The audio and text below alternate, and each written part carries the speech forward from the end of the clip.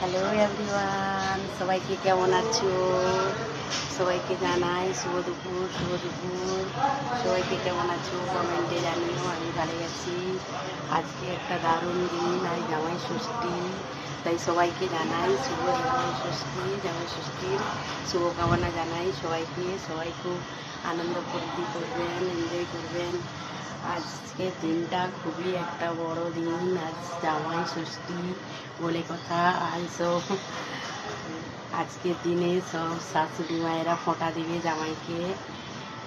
আর কি করব, আমাদের তো এই বছর যাওয়া হলো না। মা ডেকেছিল কিন্তু এবছর যেতে পারলাম না, রাজস্থানেই আছি, দেশে যাইনি।